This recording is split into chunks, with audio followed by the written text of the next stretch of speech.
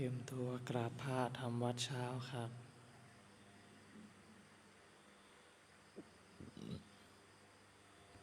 ทั้งหมดกราบพระพร้อมกันครับ กราบกราบกราบกราบบารมีธรรมพ่อแม่ครูบาอาจารย์ครับ ทั้งหมดกล่าวคำบูชาพระรัตนตรัยพร้อมกันครับอิมินาสการเรนะพุทธังอภิปูชยามะอิมินาสการเรนะธัมมังอภิปูชยามะ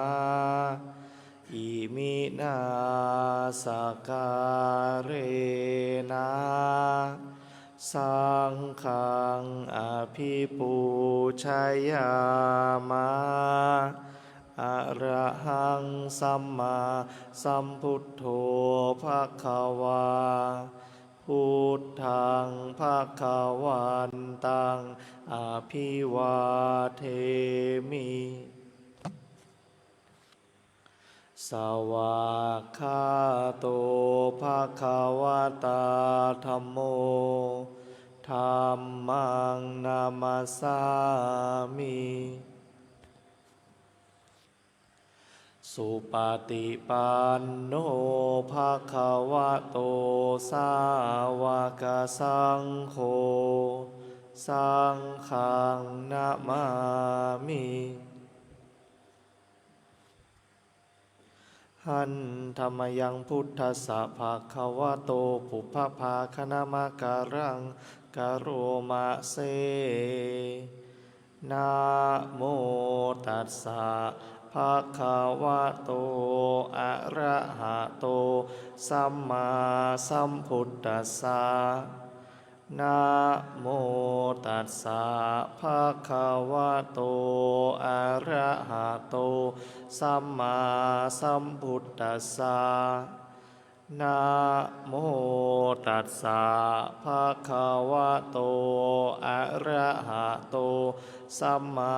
สัมพุทธัสสะพุทธังสารนังคัจฉามิธัมมังสารนังคัจฉามิสังฆังสารนังคัจฉามิทุติยมปิพุทธังสารนังคัจฉามิทุติยมปิธัมมังสารนังคัจฉามิทุติยมปิสังสารนังคัจฉามิติยมปิพุทธังคัจฉามิตติยมปิธัมมังสารนังคัจฉามิต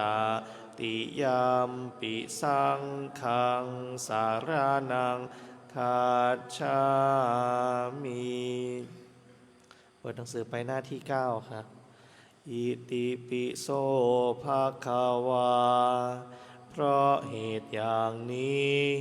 พระผู้มีพระภาคเจ้านั้นอะระหังเป็นผู้ไกลจากกิเลสสัมมาสัมพุทโธเป็นผู้ตรัสรู้ชอบโดยพระองค์เองวิชชาจารณะสัมปันโนเป็นผู้ถึงพร้อมด้วยวิชชาและจารณะสุขโต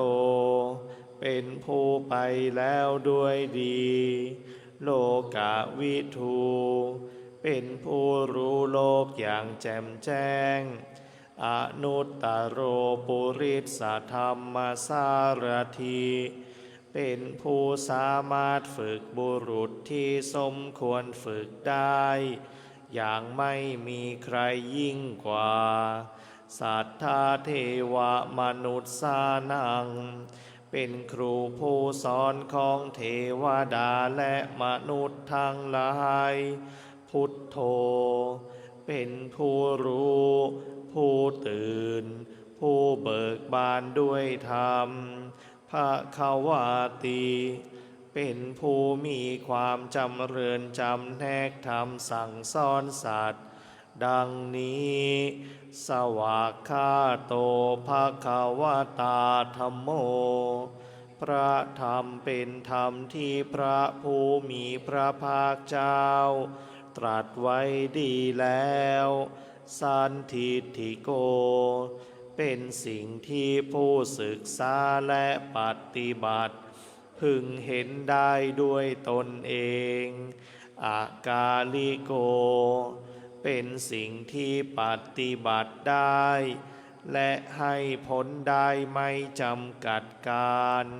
เอหิปัสสิโกเป็นสิ่งที่กล่าวกับผู้อื่นว่าท่านจงมาดูเถิดโอปะนะยิโกเป็นสิ่งที่ควรน้อมเข้ามาใส่ตัวปัจจตังเวทิตัพโพวินยูหิติเป็นสิ่งที่ผู้รู้พึงรู้ได้เฉพาะตนดังนี้สุปฏิปันโนภควโตสาวกสังโฆทรงสาวกของพระผู้มีพระภาคเจ้าหมู่ใดปฏิบัติดีแล้วอุชุปฏิปันโนภควโตสาวกสังโฆทรงสาวกของพระผู้มีพระภาคเจ้าหมู่ใดปฏิบัติตรงแล้วยายะปฏิปันโนภควโตสาวกสังโฆทรงสาวกของพระผู้มีพระภาคเจ้าหมู่ใดปฏิบัติเพื่อรู้ธรรมเป็นเครื่องออกจากทุกข์แล้วสามีจิปฏิปันโนภควโตสาวกสังโฆทรงสาวกของพระผู้มีพระภาคเจ้าหมู่ใดปฏิบัติสมควรแล้วยะทิทางได้แก่บุคคลเหล่านี้คือ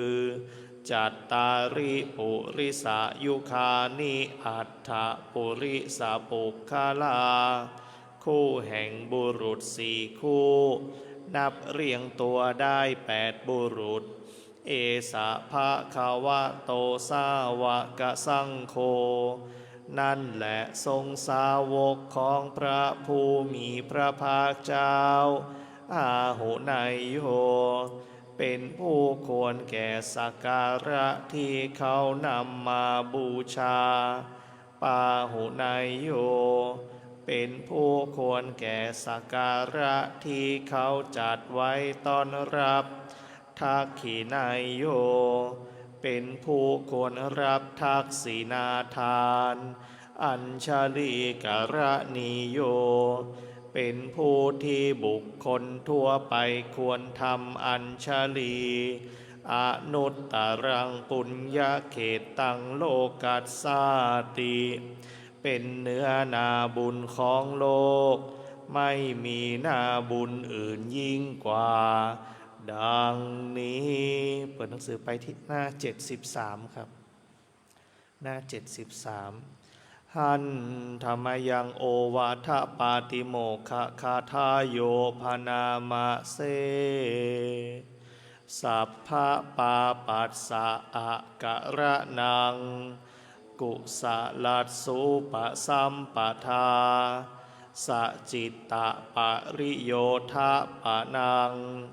เอตังพุทธานะสาสนังการไม่ทำบาปทั้งปวงการทำกุศลให้ถึงพร้อมการชำระจิตของตนให้ขาวรอบทำ3อย่างนี้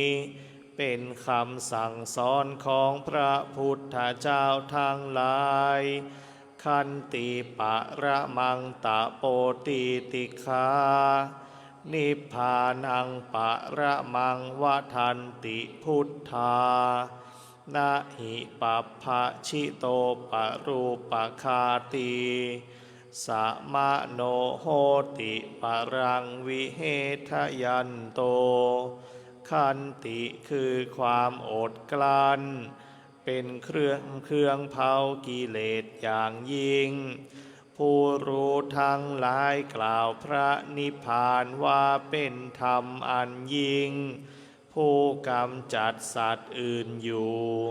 ไม่ชื่อว่าเป็นบรรพชิตเลยผู้ทำสัตว์อื่นให้ลำบากอยู่ไม่ชื่อว่าเป็นสมณะเลยอนุปวาโทอนุปคาโตปาติโมกเขจะสังวโรมัตตัญยุตาจะพัตตัสสมิงปันตัญจะนาสนังอธิจิตเตจะอายโยโคเอตังพุทธานาสาสนังการไม่พูดร้ายการไม่ทำร้ายการสำรวมในปาติโมกข์ความเป็นผู้รู้ประมาณในการบริโภคการนอนการนั่งในที่อันสงัดความหมั่นประกอบในการทำจิตให้ยิ่งทำ6อย่างนี้